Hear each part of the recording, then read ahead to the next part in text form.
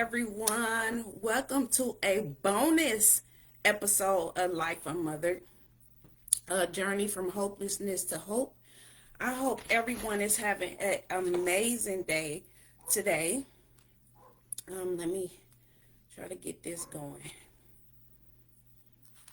I hope everyone is having an amazing day today. I know my day has been amazing, right? Before I get started, y'all know I always want to tell y'all thank y'all so much for your support on the book of Breaking the Cycles. Uh, it's getting so much traction, y'all. It's getting so much traction. So I am super excited about this book right here. And if you don't know where to start when it comes to your healing journey, when it comes to generational trauma and abuse, this is a start. This will help you to start make your why making sense, right? Oh my goodness, y'all.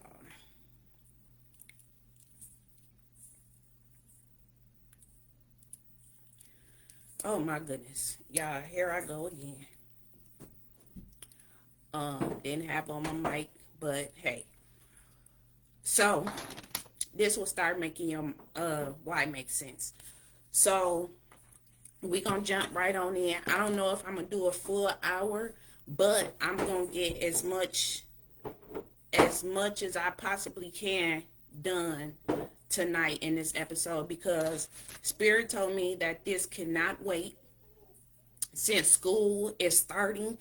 And so this is for the parents, the teachers, just any authoritative figure that's going to be in the schools for you to pay attention to, for you to look out for. This is very vital, and I just thought to bring it forth. Now, mind you, like I said before, is that I'm just making awareness. This stuff has already been researched. So I pull it forward I dig for it to put it out so that people can actually know this information because nobody tells us about this information, right? So, y'all, excuse me. You know why I always come on live with this gun. Anyway, let me read my mission statement before we get started.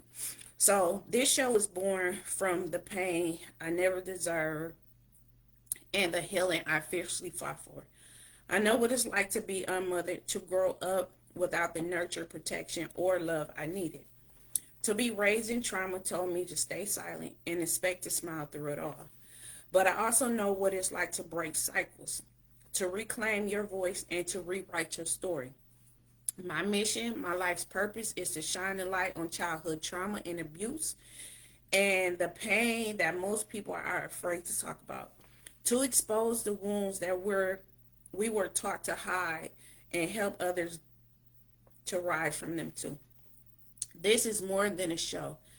This is a movement, a mirror, and a safe house for truth. It's for the ones who were told to get over it but never had the chance to process it. It's for the inner child still wanting to be seen because healing isn't just personal, y'all, it's generational. And I'm not just healing for me, I'm healing for my lineage and helping others to do the same. So if you ever felt unseen, unloved, and unmothered, you are not alone, and we are on this healing journey together, right? So with that being said, we finna jump into this bonus episode of Life UnMothered. Tonight we're gonna be touching on a subject that a lot of people don't know. And it's scary, right? The subject is scary, especially if we've ever been, and like I told y'all before, I'm not for everybody, but I talk to whoever can relate to me, right? So if you can relate to this, then you know that you have some healing to do. However, Spirit told me that this episode could not wait to get it out because school is starting. So I decided to come on live tonight to be obedient, right?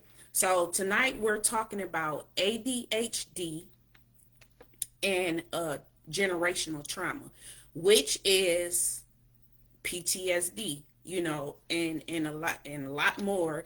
But tonight we're touching on ADHD and generational trauma, which you will hear the word PTSD or you're going to hear the word generational trauma is both the same. So when it comes to survivors like myself dealing with childhood trauma and abuse. So we learned last week about triggers, right? And so the week before, I believe we touched on PTSD, where PTSD, it comes after a traumatic event that will happen. And we know with generational trauma, over time, it says over time, you develop PTSD from events that's constantly happening, right? So we know that that's a link there. So tonight we're going to talk about ADHD and generational trauma. So the crossover and similarity in the symptoms and lack of awareness of PTSD can lead to PTSD being mistaken for ADHD, right? Yeah, this is PTSD can be mistaken for ADHD. Now, let me do a disclaimer before I get started. I'm not a therapist and I'm not a doctor, but I am a transformational life coach, and I bring awareness to these definitions pertaining to childhood trauma. So if people in the back like, where she get this from, it's on Google. It's on Google. You can Google, and I tell people the definitions that I bring forward, I only give y'all this much. I expect y'all to write this down and continue the research on your own to make your life start making sense if you ever been diagnosed or dealing with these definitions that I bring forth. So I'm not making nothing up out the air. I'm just bringing forth information that's already been researched. So it says both conditions can present in similar ways with poor impulse control, irritability, and anxiety. Someone with PTSD may struggle to follow instructions because they are occupied with intensive memories, right? But their behaviors look like just ADHD, right? Hypervigilance by someone with PTSD may look like inattentive, um, typically associated with ADHD, right? So these are the similarities because a lot of time people get misdiagnosed, right? So we know that children in school will get diagnosed with ADHD, and sometimes it can be a misdiagnosis, and sometimes they can have both. They can have PTSD and ADHD, right? And so we're going to learn about that because with the school system coming up, and a lot of our children is suffering from trauma in the classroom, but they get slapped with ADHD, meaning that they will start taking the medicine for ADHD. However, they have trauma as well. So only one thing is getting treated instead of two. And that's why this makes it so vital to understand this, right? When it comes to your children, if you ever got diagnosed with ADHD, or if your child is diagnosed with ADHD, this information is vital, and I encourage y'all to look this up. So it says the difference is that PTSD cases, these symptoms are triggered by a traumatic experience, which isn't caused by ADHD. ADHD is often diagnosed in childhood, and if the people around the child notice ADHD like symptoms without being aware of their prior trauma, They may be more likely to assume the child has ADHD. Did y'all hear that? Did y'all hear that? So it says, since neither condition disappears completely if left untreated, many trauma survivors grow up with continuing ADHD symptoms without the chance to address PTSD. Y'all, so it's layered. It's layered. ADHD and PTSD. So a lot of times we don't know, right? Because if your child is going to school with behavioral issues or not paying attention in the classroom, and you get them evaluated and they come back with just ADHD, not knowing that the child is suffering from PTSD, right? And so those are how you can get a misdiagnosed when it comes to ADHD, y'all. Do your research. All I'm doing is bringing awareness to the things that's already been researched. So it says, is it possible to have ADHD and PTSD? Yes. Research suggests that up to 17% of children who have experienced trauma meets ADHD criteria. Adults with ADHD are nearly 7 times more likely to have PTSD than those without, right?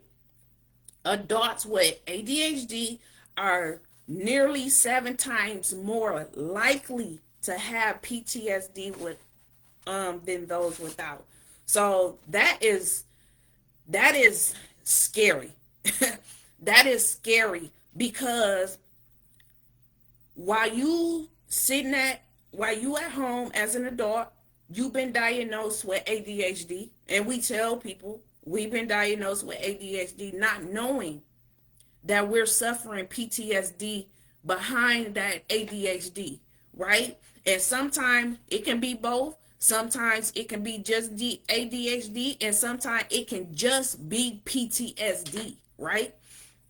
And so we're going to keep going on this, right? Because this is, man, the teachers, not starting with the parents, you need to know this, right? Because like I told you, it's very important that we know the trauma patterns that we carry. We got to know that we became the pattern and we pass the pattern down to our children. We know that it starts in the womb with our children, right?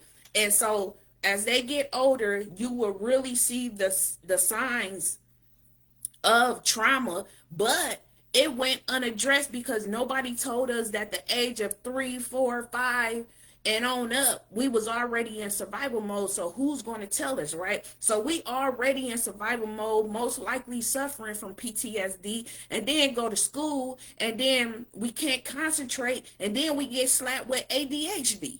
So y'all, this is so let's keep going on this study, right? So it says when kids have behavior and attention issues in school, the first explanation that comes to mind is often ADHD. I told y'all. But exposure to trauma can also cause symptoms that look like ADHD, and trauma is often overlooked when kids are misdiagnosed with ADHD. Did y'all hear what that said? Did you hear what that said? And trauma is often overlooked when kids are misdiagnosed with ADHD. Children with ADHD can be fidgety, always getting out of their seats, distracted, not paying attention to the teacher, and disruptive in class. Kids who have had traumatic experiences are repeated exposure to violence or abuse do the same thing. Do you hear what it said? They do the same thing. Hey, Miss Rhonda, you said I hear. Yes, this is very vital to children in school this year. That's why I said Spirit said that this message can't wait because school is just now starting, right? And so I want parents and teachers to be fully aware when you have children in your classroom, because if you come to the if the parent come to you as a teacher and say, hey, my child has been tested for ADHD, they have ADHD, but they never been tested or seen if they had traumatic experiences in their life, they can be misdiagnosed. That is for real. Like I said, the research is there. I'm just bringing awareness. So let's keep going, y'all.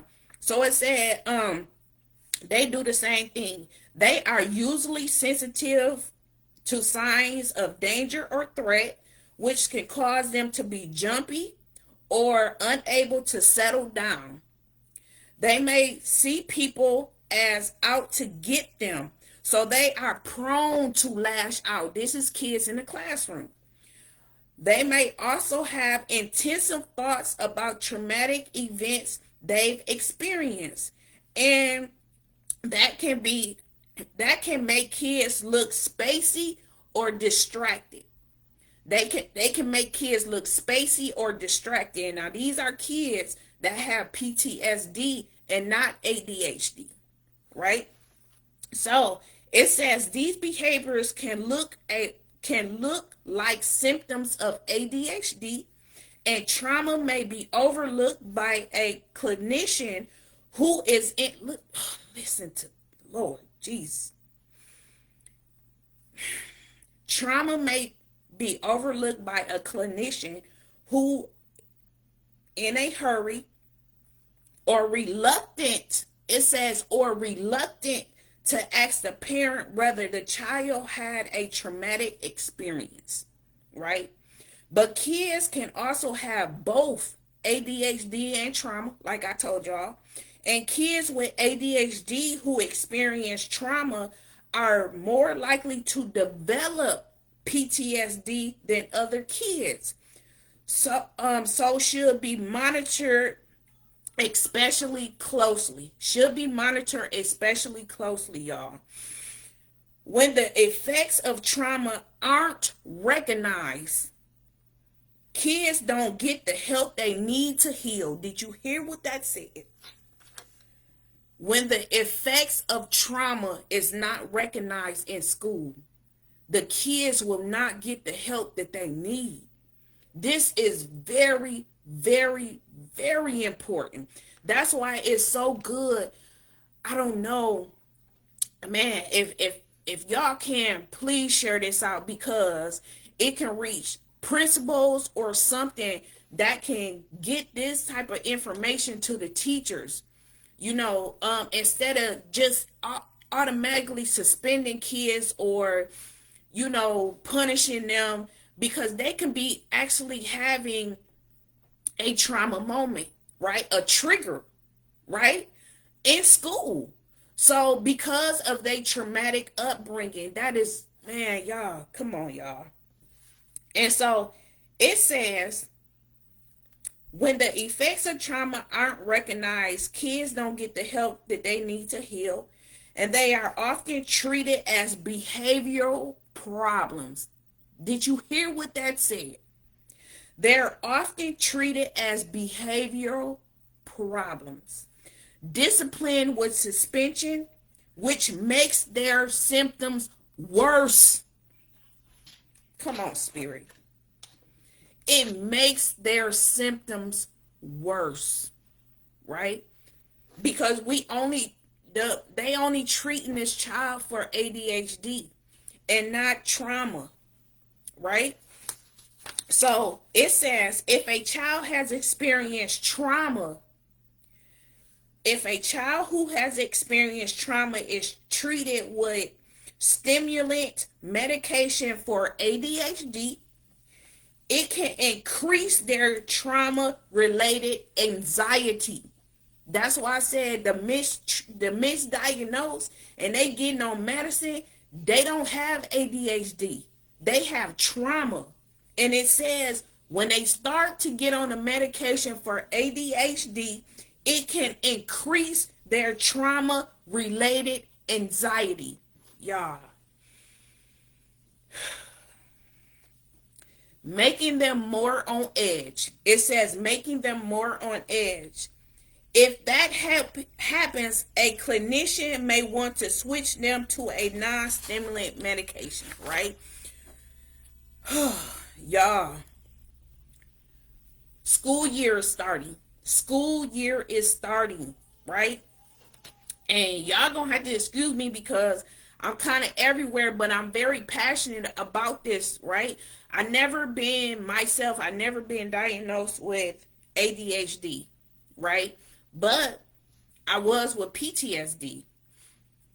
And but it was something said, look this up. Do these link together? Do trauma and ADHD link together? And when I seen that it could possibly be misdiagnosed, we probably have a school system or a lot of children that is misdiagnosed with ADHD, and on top of being misdiagnosed, they are not getting the help they need for their trauma. Right? Let's keep going. Some children who have been experienced to violence or other disturbing experiences develop PTSD. There are also many kids who experience repeated traumatic events in the home or the community who may develop these symptoms even though they don't meet the criteria of PTSD. This is sometimes called complex trauma, which we did a couple shows back. And these kids too can be misdiagnosed with ADHD.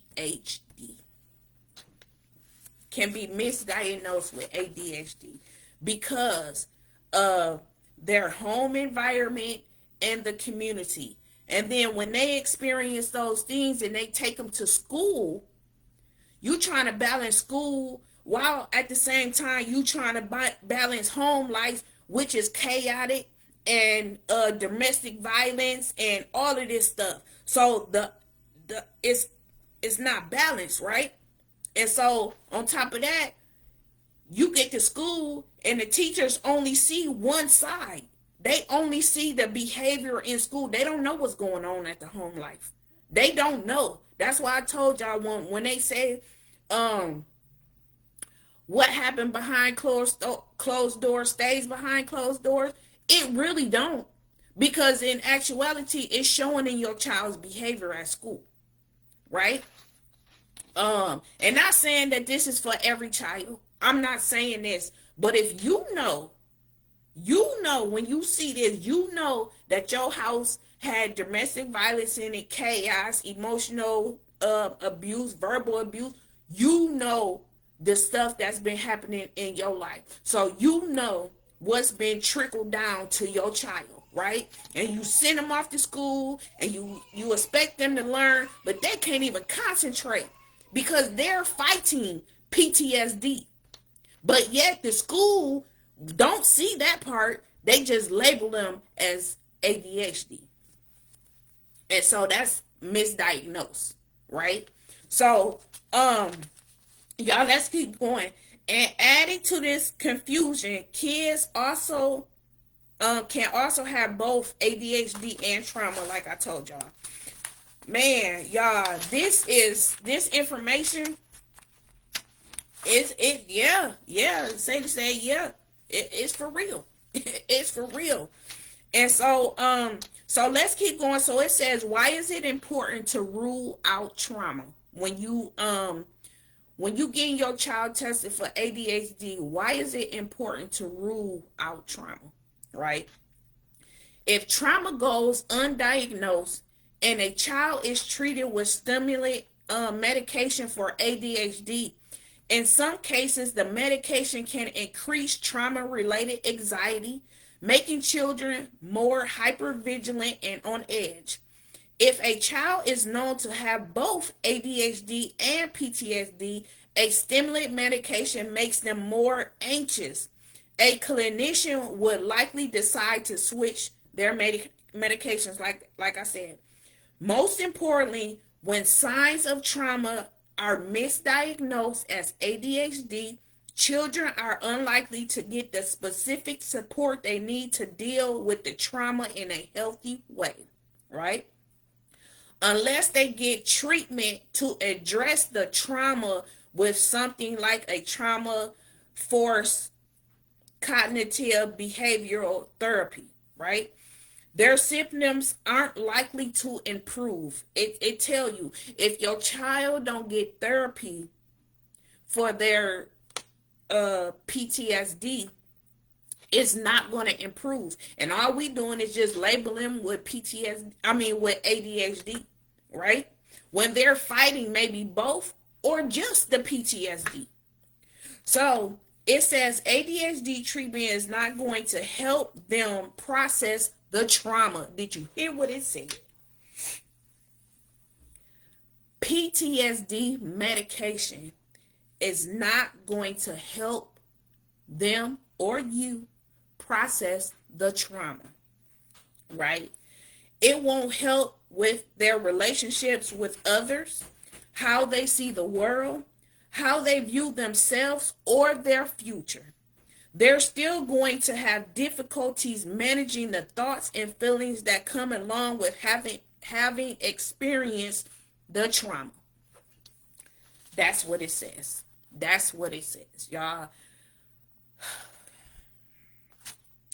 If the school is seeing a child through a behavioral lens, they're going to more likely to remove them from the classroom, to suspend them, even call 911.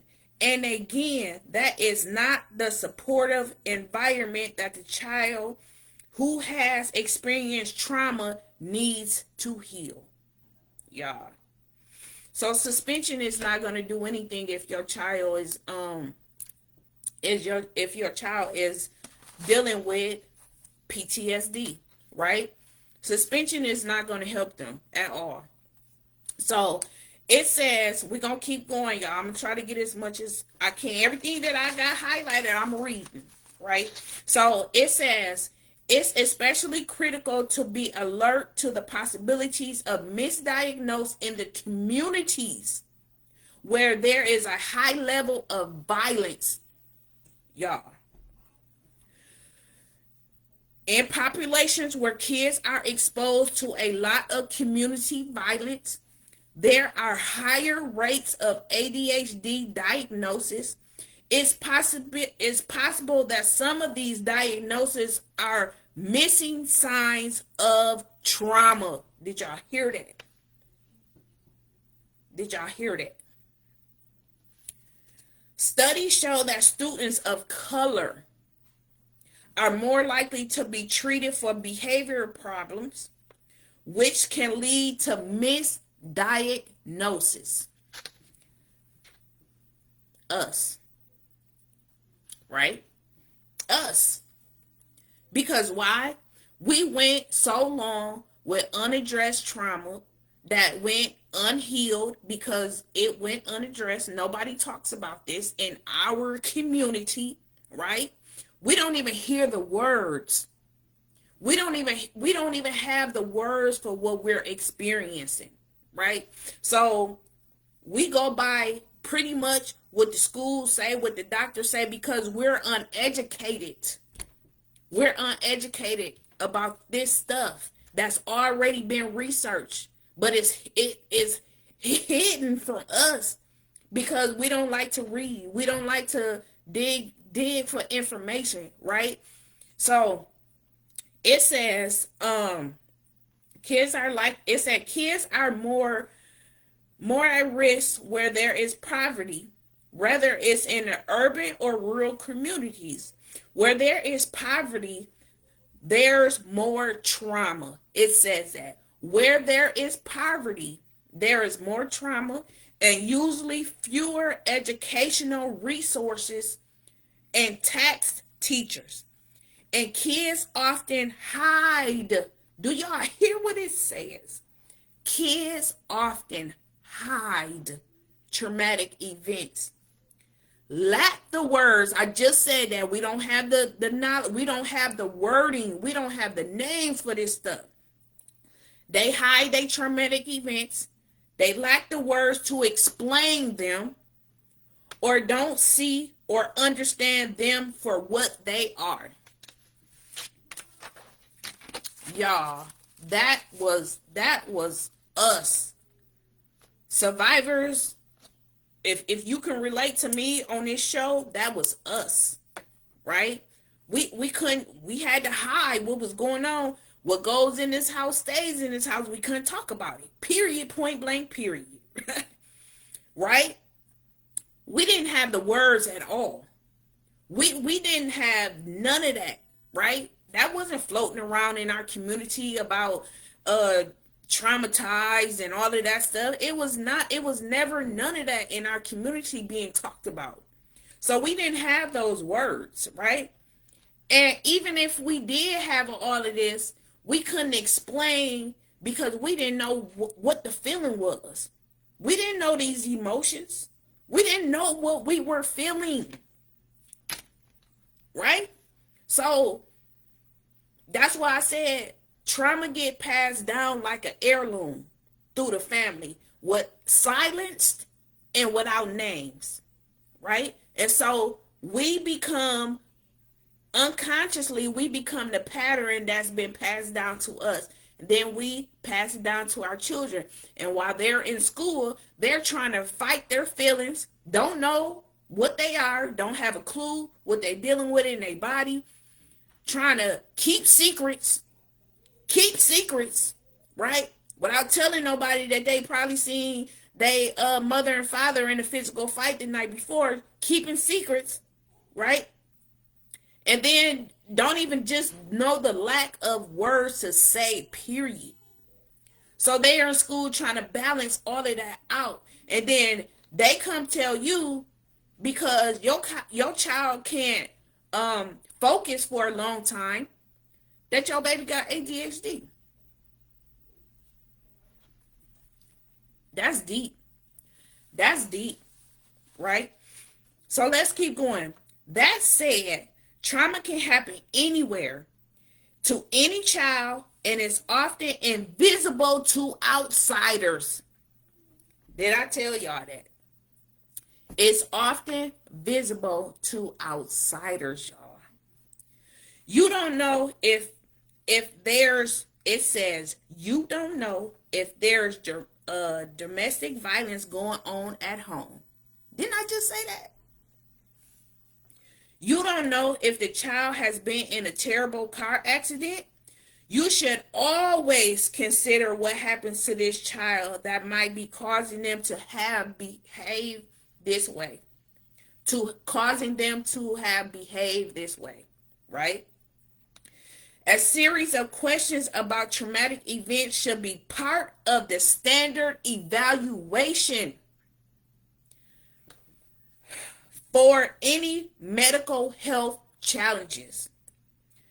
Y'all, it says if it's a standard procedure, a family might less likely to feel signaled out by the questions about possible trauma. So if we can make this a standard procedure in school, but see, the thing about that is, if you don't know that you've been raised in trauma, if you don't feel like you ever been traumatized, you're going to answer no, right? If you can't stand in your truth, if you don't have a voice for yourself, you're going to answer no, right? And so that's unfair to the child. That's unfair to your child. You know that you in a domestic violence relationship that your child see every day, almost every day, right? You know that you lack emotional support when it comes to your child. You're not there. You so focused on working and paying the bills that you are mentally absent from your children, right? So it's not about what we got, it's about what we didn't get. That's why we struggle for so long, right? So so with that being said, if they have a standard procedure in place, you have to be honest in order to get your child the help that they need. It says, less likely to be singled out by questioning about possible trauma. Asking those questions should be part of a diagnostics evaluation for any disorder. Did you hear what it said? It should be asked those questions for any disorder. Any. Don't just let them slap labels on y'all and you be okay with that. I told y'all, the reason that spiraled me down into this research is because a doctor told me that I was manic depressed. My question was, why? Why? Right?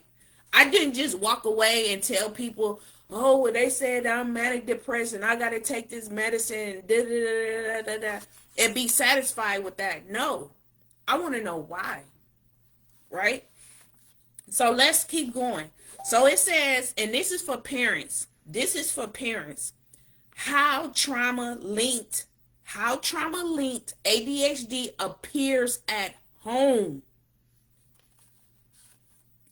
At home, parents might notice forgetfulness and disorganization, not just laziness, but the brain struggles to hold on to non-essential information, right? Explosive anger or quick meltdowns. Now, these are signs that are trauma, but you can misdiagnose this with ADHD. Explosive anger or quick meltdowns linked to hyperactive stress responses. Restlessness, constant movement, pacing, or can't sit still behaviors. Sleep problems, nightmares, insomnia, difficulty winding down.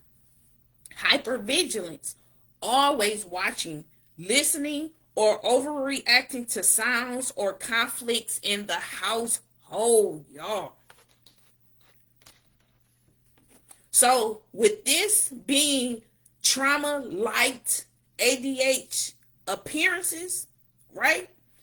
When your child show this behavior in school, them teachers automatically gonna label them with ADHD. But it's on the parent. It's on you to do your due diligence when it comes to those labels. And I'm like I told y'all, this research that was already done. I don't know how long this research was done, but I pulled this up just to make this aware to y'all, right? The risk, it said the risk of mislabeling. When those behaviors are misdiagnosed as just ADHD, children often get placed on stimulated medication without addressing the root trauma.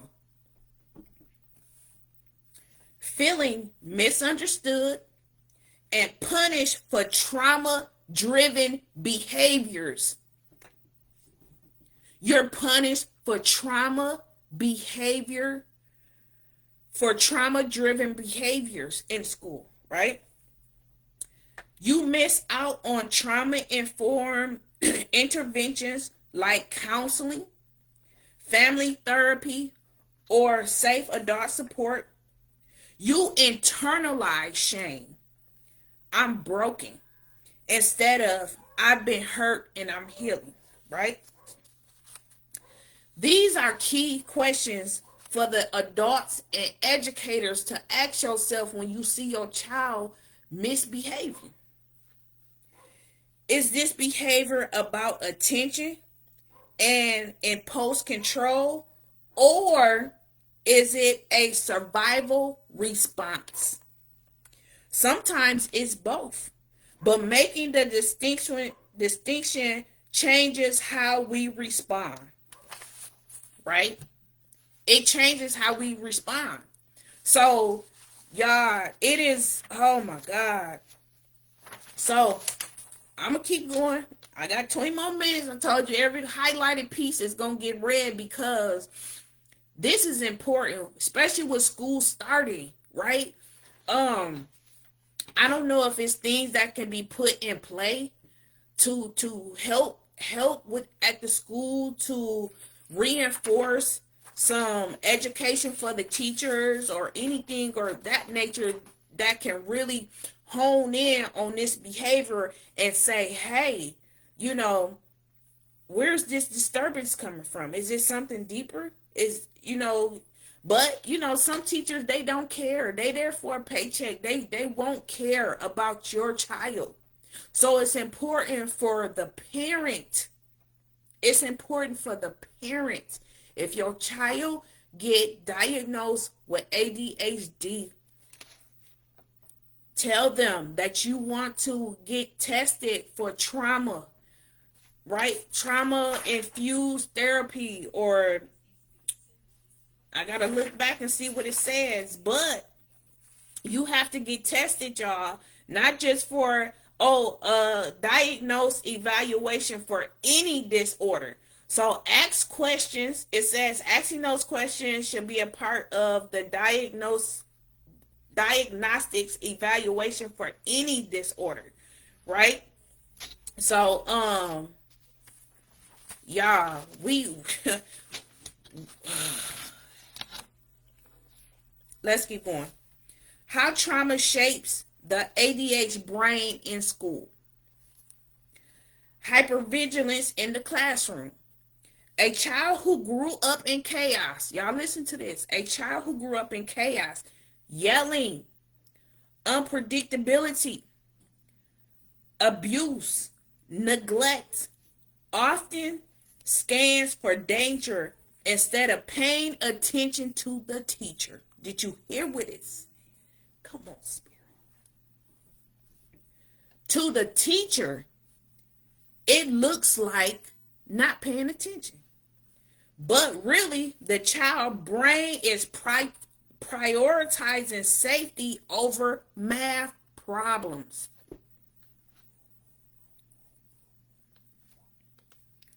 It says working memory issues. Trauma interrupts the ability to hold short-term information, like following multi-step instructions. ADHD already makes it hard, but trauma compounds it. ADHD and trauma compounds it at school, right? So fight, flight, freeze, and learning.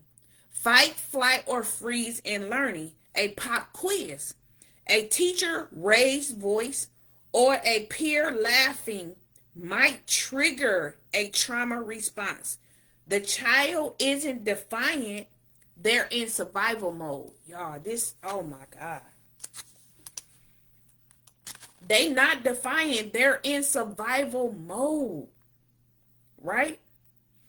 And so the only way that we're going to get any help is it got to start at home. Parents, you have to understand your patterns that you carry. You have to understand that these patterns are passed down to our children unbeknownst to us because we didn't even know that we carried them, right? So with that being said, your child is at school literally in survival mode. And then the teacher, or yes, it starts at home. Absolutely it does. It starts at home. And to recognize it, it starts at home too. But some parents will not recognize it. Why? Because they have their own trauma that went unaddressed. So like I say in every video that I make, how can you drop a ball if we were never given the ball to drop? And so with that being said, that's why I come forth every week to give y'all these definitions so that you can say, dang, I've been doing that. Dang, that sounds familiar. Dang, I carry that pattern. Dang, I see that in my child. You know, and so behaviors misinterpreted in the classroom. Daydreaming, often seen as laziness, but may be dissociation, a way to escape overwhelming stress. Outbursts or talkback in the classroom can be trauma triggered fight defense response. Restlessness or fidgeting may be self-regulation, attempts, not disrespect. Difficulties with authority. A traumatized child may mistrust adults, especially if adults have harmed them before, right? That's difficulties with authorities, right? That is how the behaviors are misinterpreted in the classroom with a child who was told have ADHD but actually had trauma, right? Emotional toll on a child. They internalize negative labels as bad kid, stupid, lazy, or a troublemaker. Shame or low self-esteem takes root early, especially when peers notice they're different. They may start masking.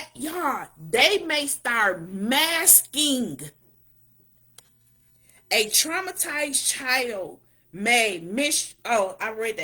They may start masking, working twice as hard to appear normal. Did y'all hear what that's? Oh my God. They may start masking, working twice as hard to appear normal while burning out inside. The cycles between ADHD plus trauma in school. ADHD plus trauma in school. It says ADHD behaviors make school harder.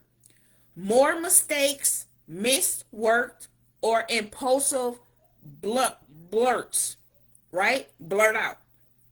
Teachers and peers response.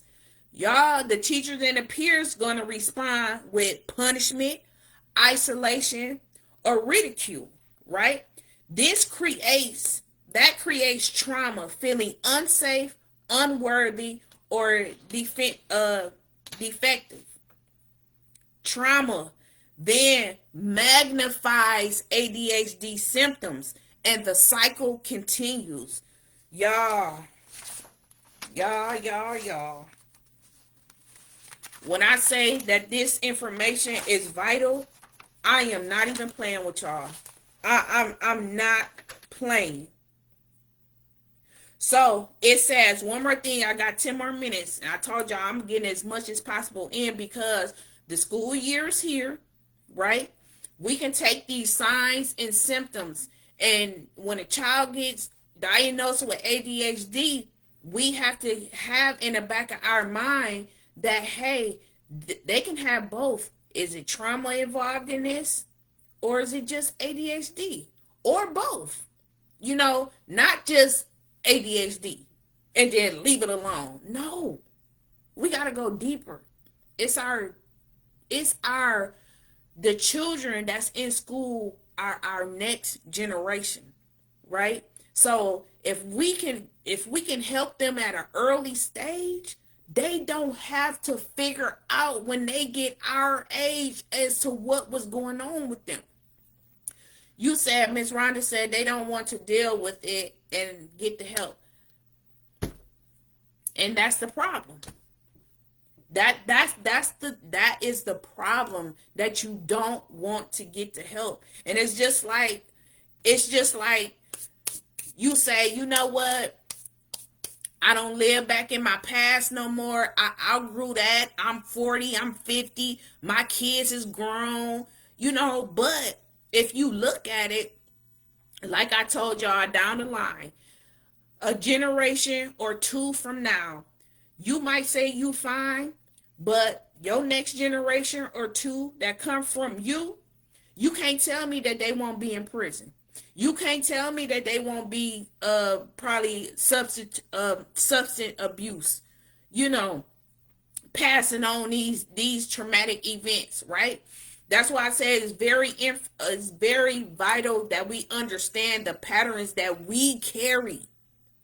And you can see if your child got diagnosed with ADHD, that should be like a sign. That should be like a trigger for you to say, "Hey, is this really ADHD or something that I carry, I pass to my child, and this is actually PTSD that they suffering from?" You know. But I understand that, you know, that they don't want to deal with it because it's a lot. But if you care and if you love your children the way that you say that you do, you will get the help for yourself and your child, right? So I'm gonna go over this really, really fast, and then I'm gonna jump off it. It says sign is trauma and not ADHD. Signs that it's trauma and not ADHD. ADHD symptoms usually show up consistently. ADHD symptoms usually shows up consistently from early childhood before the age of 12. Trauma-related symptom often begins after a specific stressful or unsafe event, a divorce, a abuse, neglect, violence, or loss. Consistency of symptoms. ADHD is a brain-based and shows up in all settings, home, school, and play. That's a child with just ADHD. It says trauma may cause symptoms that flare up in certain events. A loud classroom, being corrected, just a child being corrected, y'all. Do you understand what that said? Just a child being corrected or around certain adults. So, emotional triggers. Trauma symptoms are often linked to specific triggers. Trauma symptoms are often related to linked to specific triggers. Raised voices, sudden noises, and authoritative figures. That raises the trauma responses in a child just by having a authoritative figure in school, right? Sleep patterns. Trauma often causes nightmares, night terrors, or difficult sleeping due to hyperarousal. ADHD may cause restlessness, not usually, but trauma-related night fears, right? So, yeah, this right here. You said what you say? You said say my son was diagnosed with the ADHD, but it was trauma, and he is in prison at the age of 16, and he is 36 now. Now this is true. If these kids don't get no help, pray that something will be done. This needs to. Yes, that's why my personal opinion, Sadie, with everything that I have been studying and dealing with and healing from, in my personal opinion, if we can get to our children at an early age to let them understand, for number one, their emotions, for number two, allowing our children to have a voice respectfully, right? Having our children to have a voice instead of just shutting them down because we were unable to have a voice. So, like I said, with those little two things, I believe, and this is my opinion, that prison systems will not exist. Right? We can prison systems wouldn't exist Sometimes these mental health conditions would not exist. Mental health places would not exist, because if we can let our children understand what they feel, give them a name for what they feel, and allow them to speak what they feel, then in my personal opinion, the stuff will start phasing out. Prisons and institutions, and that's just me thinking, my opinion, because of the information that I've gained throughout my healing process. And that's just so for real. That's so for real. Because number one, we always tell our kids what goes in the household stays in the household. So when they get to school, they got to hide. And like the thing said, we're teaching our children how to mask their feelings, right? And so if we will allow our children to really have a voice, and number one, it's not about just allowing your children to have a voice. The most important thing is you have to give your children permission to use their voice. I done heard so many parents say, I took my child to counseling and counseling don't work for them because they don't talk. You know why they don't talk? It's because, for number one, you probably coach them on what to say. For number two, excuse me. For number one, you coach them on what to say. For number two, they don't feel safe repeating anything because they're scared it's going to get back to you. And for number three, they don't want to get punished when they get home for the things that they have said, right? So they're not going to talk. And I tell parents this all the time. Your child is not going to talk unless you give them permission to use their voice, and two, you give them reassurance that whatever they say, they're not going to get punished for it, right? It's going to hurt us to hear our children's truth about us. Trust me, because when I allowed my daughter to use her voice with me, she laid my ass in my hand respectfully.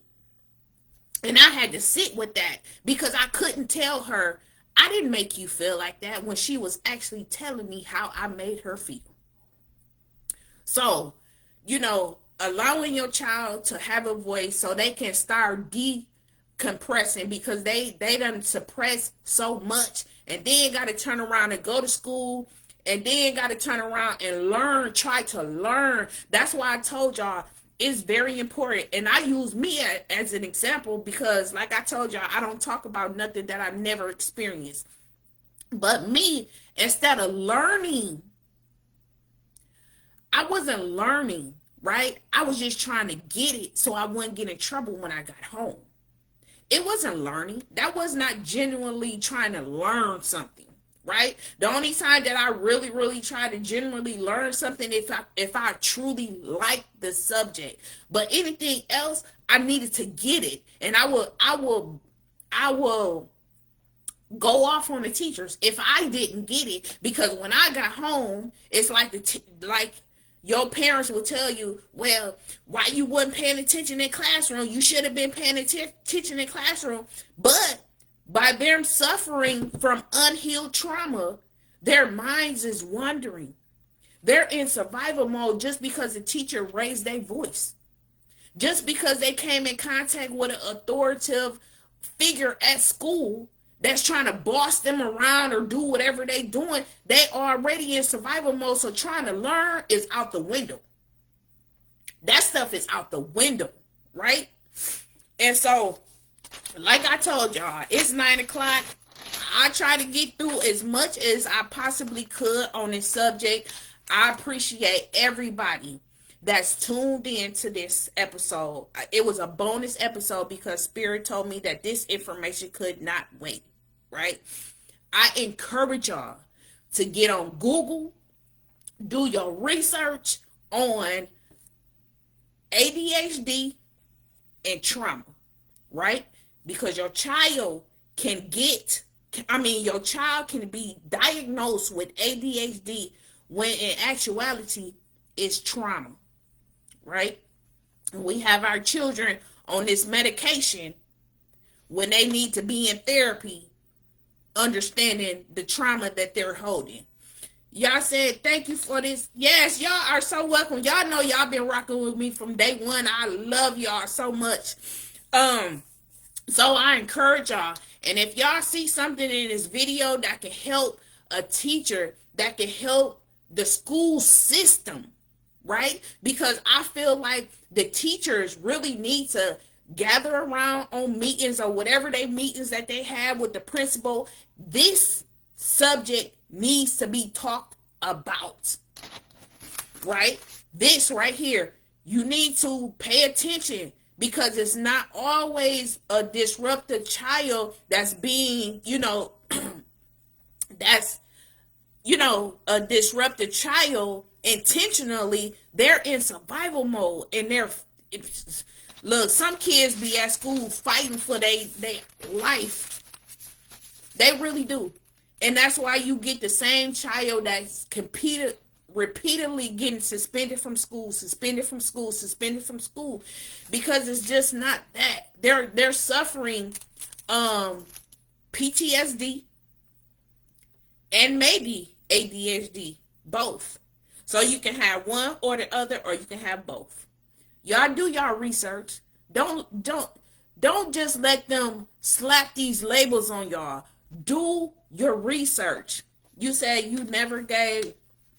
Yes. I mean, I'm not saying if your child needs it, they may need it. However, I would say if your child have to get tested, right? Have them include, I want my child to get tested for trauma. It's some tests out there for trauma. I didn't go that far to look it up, but I will. That will be on my next resource for y'all, to give y'all that resource, because I don't want to just leave these shows without resources. And if y'all know some therapists, rather wherever, because my episode has been shared out so far, but any therapist, please jump in my inbox, because I would like to connect with therapists that I can start to give resources out that people can start connecting to some therapists, because we know at this point you really don't have to all the time leave your house. They have therapy sessions where you can do on Zoom now. So with that being said, if it's any therapists out there, get in my inbox so that I can get your information at every end of my episodes, that I can give my viewers resources, right? Because it's all about giving resources. It's all about educating. So that's what I do. But I appreciate y'all jumping in for this bonus episode of Life of UnMothered, because y'all know I only come on Thursdays. But this was very, very vital that we got this information out, because the school system is just starting. And I feel like, the teachers, the parents can actually see this and just don't scan, or just don't settle for one thing, but do your research, especially if you love yourself and your children. So with that being said, you said I can't miss this. I'm glad y'all came on. I really am. I'm glad y'all came on. So, but yeah, I'm very obedient. So if Spirit say get on live before Thursday, I'm going to jump on live before Thursday. That's just what I do. So with that being said, y'all, again, thank y'all. Thank y'all so much for the book. I would really appreciate the support that I have been getting. This book is really gaining traction, y'all. It really is. It's gaining traction, and I'm so thankful. I'm so thankful that it is, because if you have questions on how to begin your healing journey, this can start it. This can start it. I promise you. It's like a guide. I have questions, and be transparent and be truthful with your answers, because when you get this book in your hand, this is your book. So be honest with yourself, right? Because you have to take off the mask, because at the end of the day, God gonna be there with you, but he's not gonna do the work, and he cannot heal your mask. The mask that we wear, The one that say that we're fine and we truly not. God can't heal that mask. And you steady going to ask him to be healed, you got to take it off, right? You got to reveal it in order to heal it. So you got to reveal the dirty, the ugly, the messy, the everything in order to really start to heal. So with that being said, I love y'all. Y'all stay tuned. I will see y'all Thursday for another episode of Life UnMothered. Until then, y'all stay blessed. And remember, this is not just a moment. It's a movement. Y'all have a great night. Y'all have a good night. Let me see how to end this thing. All right, y'all have a good night.